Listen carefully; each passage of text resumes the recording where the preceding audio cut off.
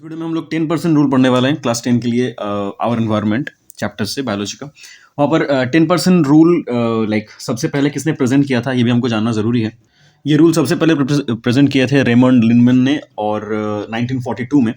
और ये रूल का इसीलिए और एक नाम है 10% रूल के साथ ही इसका और एक नाम है लिनमैन ट्रॉफिक एफिशिएंसी रूल। इसमें बोला क्या जाता है, इसमें छोटे मोटे कुछ न्यूमेरिकल्स हम लोग एग्जाम में बोर्ड में एक्सपेक्ट कर सकते हैं। इसमें बोला जाता है कि एक ट्रॉफिक लेवल में फूड चेन या फूड पिरामिड के एक ट्रॉफिक लेवल से नेक्स्ट ट्रॉफिक लेवल में कितना एनर्जी फ्लो होता है, कितना एनर्जी ट्रांसफर होता है। That rate of energy transfer is studied in this topic. So इसका एग्जाम्पल्स के साथ हम लोग इसको समझ लेते हैं कि रूल क्या है, इसको कैसे अप्लाई करना है, न्यूमेरिकल्स में कैसे कैसे आ सकता है ये चीज़।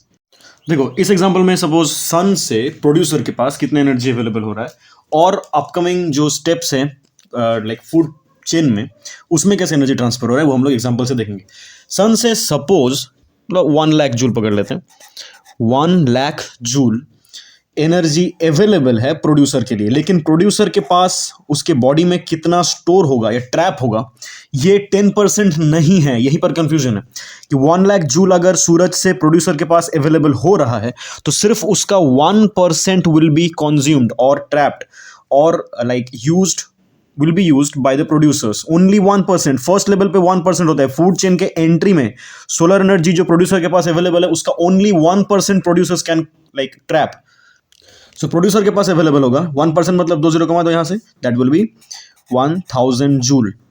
अब ये 1000 जूल इसके बाद जब ये फूड चेन का एंट्री में आ गया है इसके बाद वो 10% करके ट्रॉफिक लेवल पे एनर्जी ट्रांसफर होगा। मतलब ये 1000 जूल का यहां पर आएगा 100 जूल, यहां पर आएगा और वापस 10%, सेकेंडरी कंज्यूमर में आएगा 10 जूल और डिकम्पोजर में इन दिस एग्जांपल आएगा 1 जूल।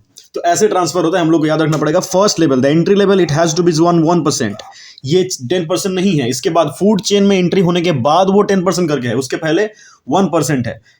अब ये डाउट आ सकता है कि इसमें 1000 जूल से जब यहाँ पर 100 जूल गया तो बाकी 900 जूल गया कहाँ पर। Law of conservation of energy के मुताबिक तो sir energy can not be destroyed neither can be created. So 900 joule कहाँ गया।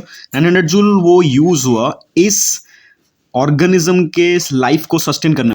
ये जो ऑर्गेनिज्म था इसका जो ग्रोथ, इसका जो फोटोसिंथेसिस इसके लिए या रेस्पिरेशन या ट्रांसपोर्टेशन जो भी इसके जितने भी फंक्शंस थे वो सबको कंप्लीट करने में तो एनर्जी चाहिए। उसमें इसका 90% एनर्जी लगता है और बाकी जो 100% से 10% बचा रहा वो 10% एनर्जी नेक्स्ट लेवल पे जाता है फूड चेन का। ये हो गया 10% रूल।